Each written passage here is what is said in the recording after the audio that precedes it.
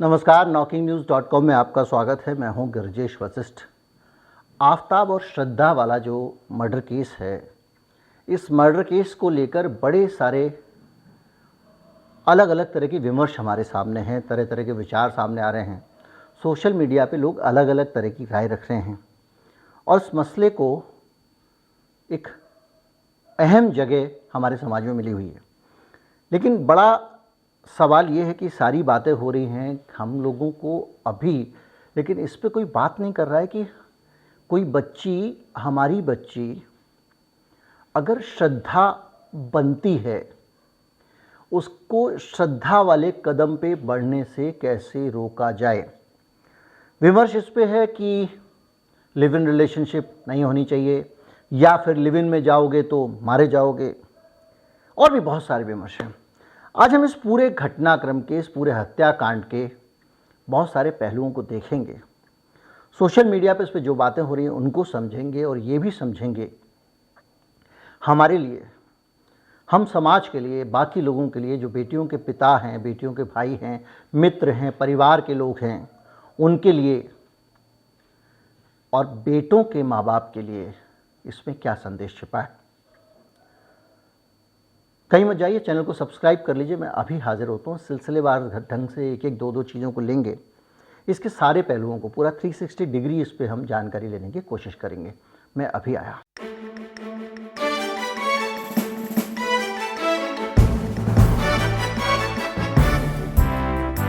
Live in, live in, live in, live in पे बहुत सारी बातें हो रही हैं। लिविंग रिलेशन पे बहुत सारे सवाल उठ रहे हैं और अब हो ये रहा है कि इस हत्याकांड के बाद लिव इन रिलेशनशिप सबसे ज़्यादा निशाने पे आ गई, बड़े निशाने पे आ गई।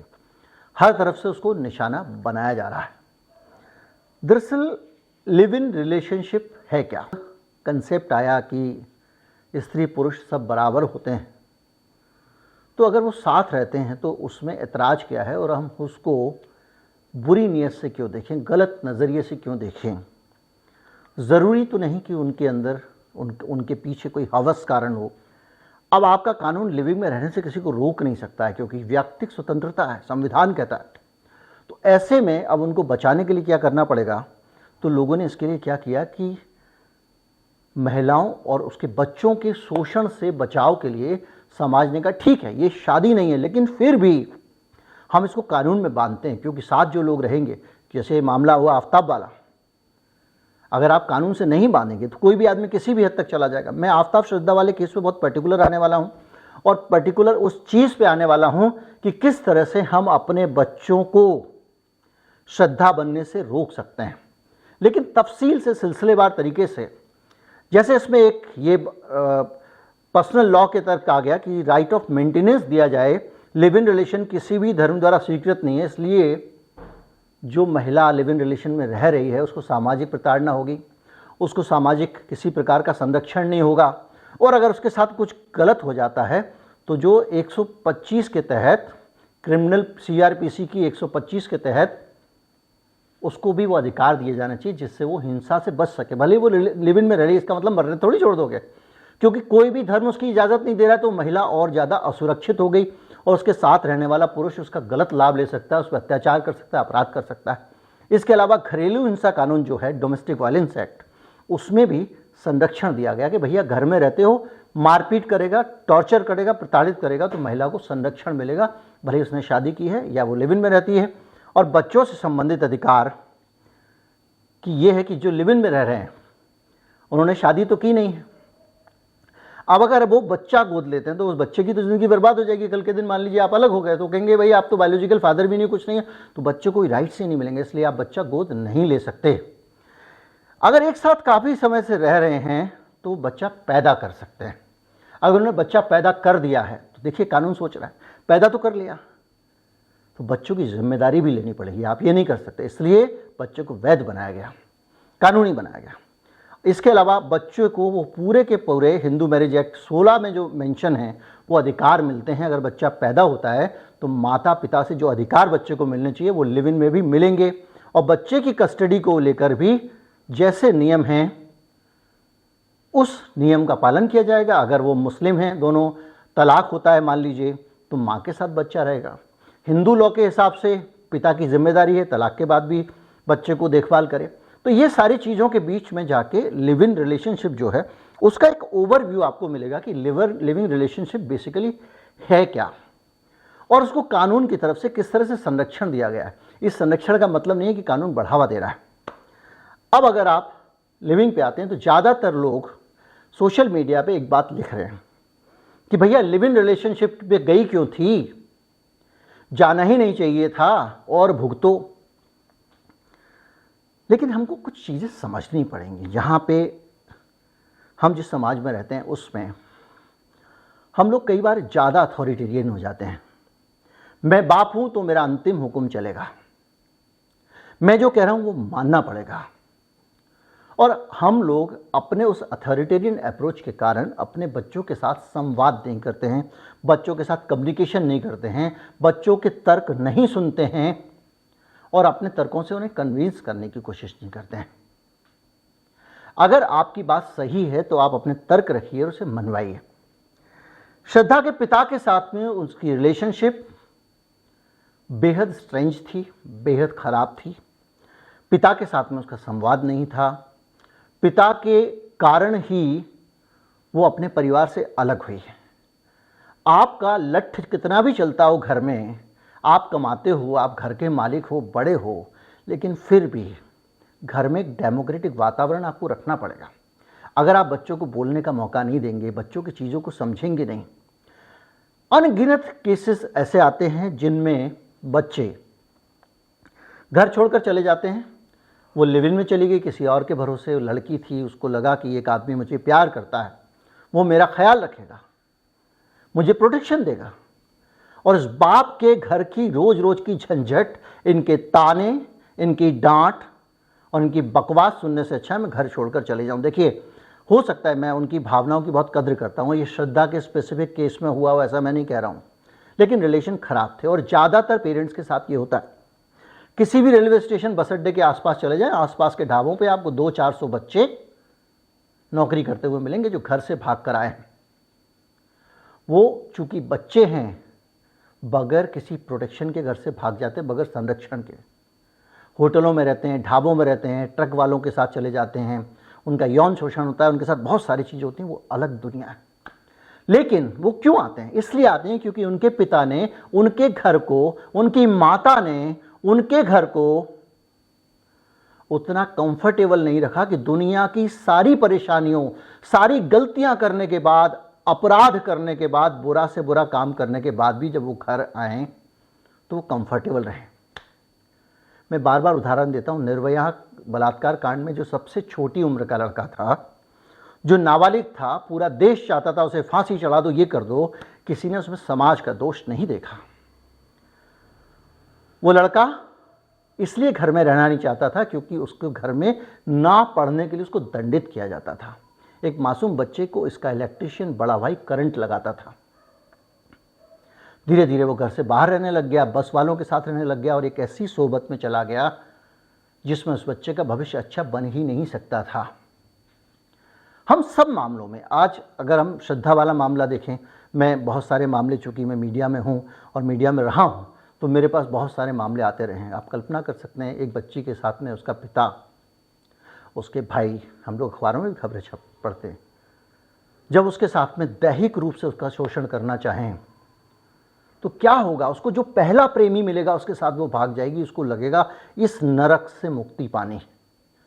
सारे माता पिता ऐसा नहीं करते हैं, लेकिन अगर आप रोज गाली गलौज दे रहे हैं, रोज आप बुरा भला कह रहे हैं, रोज आप, सब लोग एक जैसे नहीं होते। एक बच्चा पढ़ने में तेज हो सकता है, एक बच्चा पढ़ने में कमजोर हो सकता है। दूसरे का बच्चा अगर नंबर लेके आ गया, हमारा नहीं लाया, हम उसकी जान ले लेते हैं। हम अपने घर में, हमको कंफर्टेबल एनवायरनमेंट बच्चों को देना है। ये सीख है। अगर आप अपने बच्चों को अपना दोस्त बनाकर नहीं रखेंगे, बच्चों के और आपके संबंधों के बीच में अगर गैप रहेगा तो इस गैप में तय कर लीजिए, लिख लीजिए, कोई बाहर वाला घुसेगा। आप बच्चों को दोष देते हैं, पूरी दुनिया श्रद्धा को दोष दे रही है, लिव इन में क्यों चली गई, लिव इन में क्यों चली गई, लिव इन में क्यों चली गई। आज अगर वो जिंदा होती तो हम उससे शायद पूछ पाते कि तुम लिविंग में क्यों गई। मैं किसी को दोष नहीं दे रहा हूँ, उसके पिता को दोष नहीं दे रहा हूँ। उस लड़की की जान गई है, और उसकी जब जान गई है तो उसकी जिम्मेदारियां बहुत सारी चीज़ों पे हैं। और बहुत सारे दूसरे बच्चे भी, अगर आप भी सुन रहे हैं, आपके पड़ोस में कोई व्यक्ति है, अपने बच्चों पे, अपने लड़कों पे, अपनी लड़कियों पे। एक किस्सा मुझे याद आ गया, बहुत हल्का फुल्का है, इस तनाव के वीडियो के बीच में पता नहीं अच्छा लगेगा कि नहीं लगेगा, फिर भी एक ब्रेक के तौर पे, ताकि आपका मन शांत हो जाए। थोड़ा सा बहुत उद्वेलित हैं हम। एक आदमी एक अटैची लेकर, बड़ा सा बॉक्स लेकर एक सर्कस से मैनेजर से मिलने जाता है, और उस मैनेजर को कहता है कि मेरे पास एक बहुत बड़ा अजूबा है, तुमको अजूबी चीज़ें पसंद हैं, क्या मैं ये अजूबी चीज़ तुम्हें दिखा सकता हूँ। सर्कस से मैनेजर ने कहा कि हमारा काम ही अजूबी चीज़ें रखने का, दिखाइए। उसने बॉक्स खोला, उस बॉक्स के अंदर से कुत्ता निकला छोटा सा, और उसने कहा ये पियानो बजाता है। सर्कस के मैनेजर की आंखें फटी रह गईं। उसने एक छोटा सा पियानो भी उसी बॉक्स के अंदर से निकाला, एक स्टूल निकाला और उस पर उस बच्चे को रख दिया। कहा बेटा पियानो बजाओ। बहुत बढ़िया पियानो बजाने लगा। वो सिर्फ पियानो ही नहीं बजा रहा था कुत्ते का बच्चा, सुर भी बहुत अच्छे थे उसके। सर्कस का मैनेजर अभिभूत हो गया। उसी दौरान एक बड़ा कुत्ता अचानक उस कमरे में आया और झपट के उस पिल्ले को उठाकर ले गया। सन्न रह गए थे सब लोग। सर्कस के मैनेजर ने पूछा कि इस पिल्ले को, ये कुत्ता कौन था बड़ा वाला? तो उसने कहा ये इसकी माँ है, ये चाहती है कि ये डॉक्टर बने। इसी तरह हम अपने देश में अपने बच्चों में जो कुछ स्पेशल है, जो अलग है, उसको कुचलना चाहते हैं, और जो ढर्रे पे चल रहा है उस पे बच्चों को लाना चाहते हैं। आप अपने बच्चों को अगर अपने घर में एक कंफर्टेबल एटमॉस्फेयर नहीं दोगे, प्यार का माहौल नहीं दोगे, उनकी जान खाए रहोगे, बुरा भला बोलते रहोगे, उनको जहाँ अच्छा लगेगा वहाँ जाएंगे। जिस दोस्त के घर में उनका मन लगता हो वहाँ जाने लग जाएंगे। और अगर बहुत ज़्यादा आपने नरक काटा तो वो, अब जब बड़े बच्चे हैं, एक 25 साल की बच्ची है श्रद्धा, उसके बराबर की अगर बच्चियां हैं, उसके घर का वातावरण ऐसा है, तो वो कहीं भी चली जाएगी।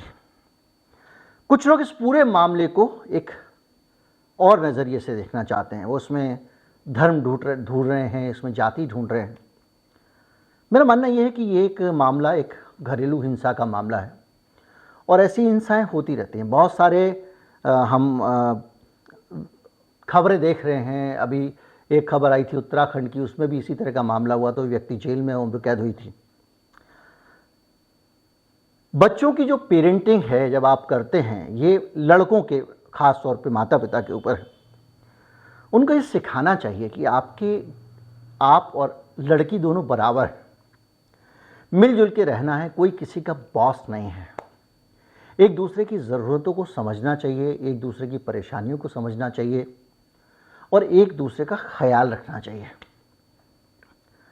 अगर आप चाय बनाने को जोरू का गुलाम मानते हैं और अपने बच्चों को भी वही सिखाते हैं, तो आप निश्चित मान के चलिए कि कोई भी पढ़ी लिखी इंडिपेंडेंट लड़की आएगी तो आपका बेटा उसको सताएगा।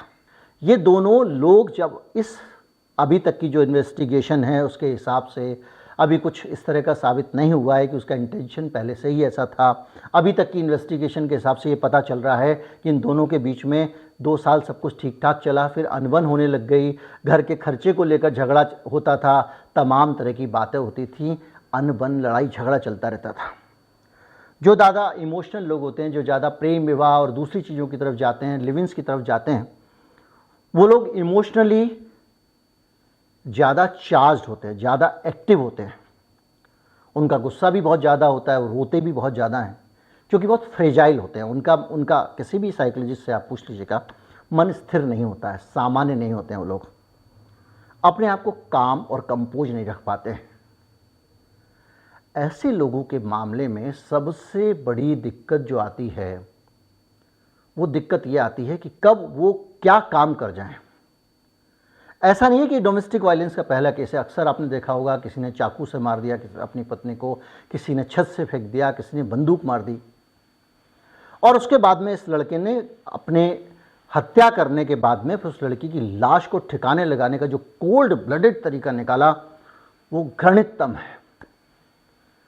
लेकिन कोई दूसरी ऐसी हत्या रोकने के लिए अगर हम कुछ कर सकते हैं तो यही कर सकते हैं कि अपने बच्चों को टॉलरेंस सिखाएं, बर्दाश्त करना सिखाएं, दूसरे की बातों को समझना सिखाएं, अपनी बातों को समझाना सिखाएं, उनको डेमोक्रेटिक बनाएं, अथॉरिटेरियन ना बनाएं, तानाशाह ना बनाएं, लोकतांत्रिक बनाएं। वो दूसरों की बात सुने, समझें।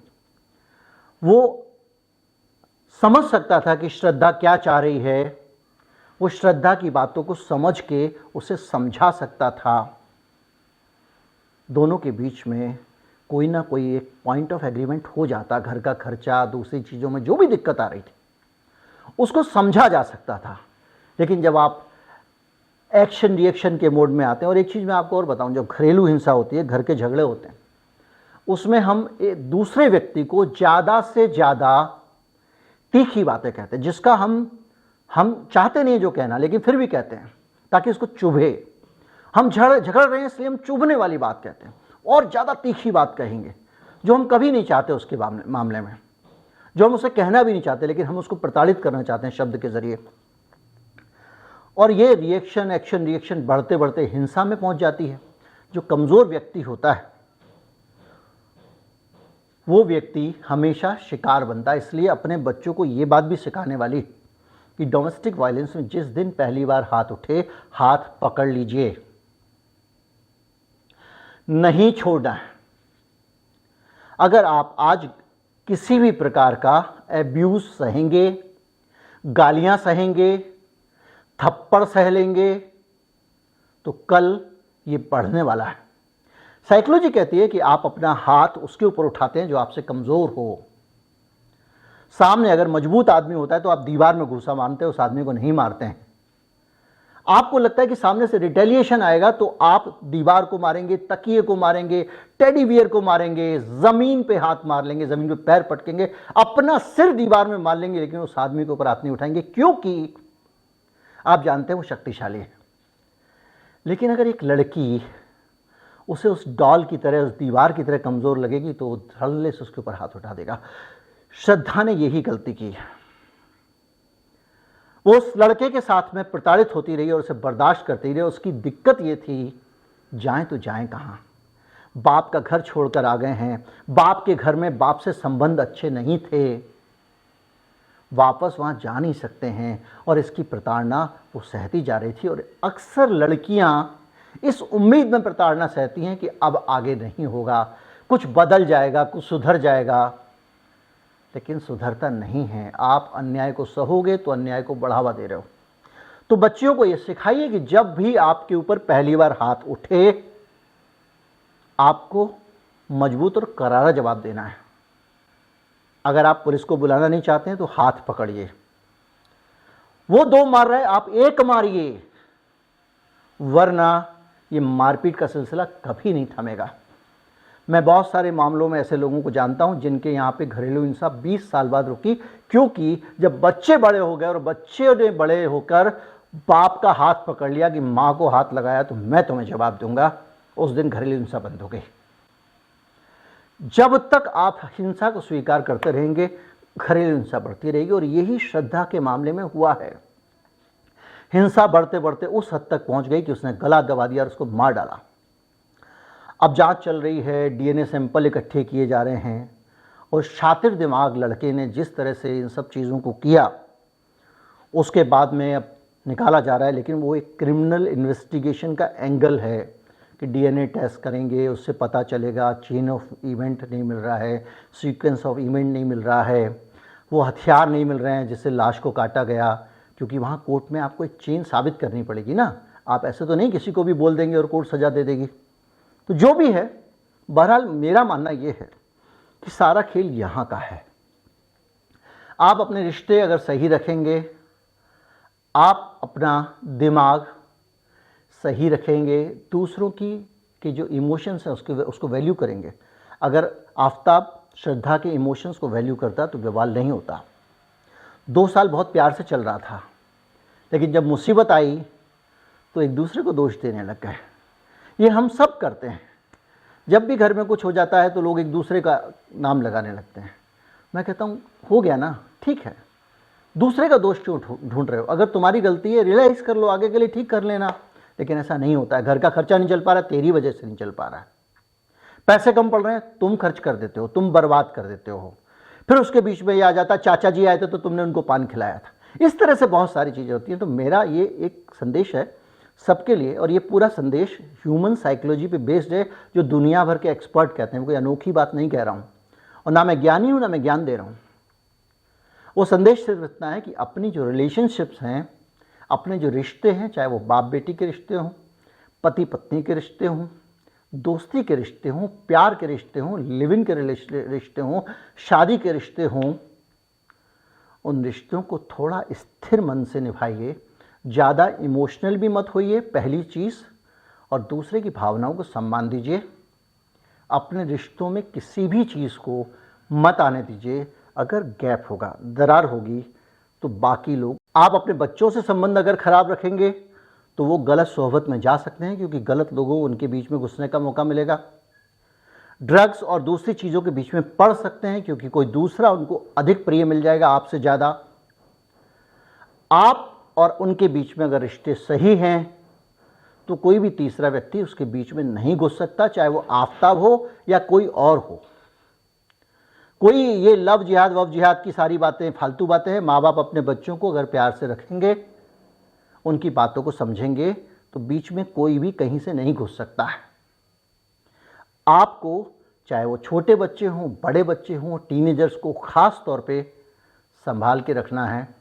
आप उनकी भावनाओं का ख्याल रखिए, वो अपने आप आपकी भावनाओं का ख्याल रखते हैं। उम्मीद करता हूँ वीडियो आपको अच्छा लगा होगा। अच्छा लगा हो तो ज़्यादा से ज़्यादा लोगों तक पहुँचाएँ। चैनल को सब्सक्राइब कर लें। नमस्कार, जय हिंद।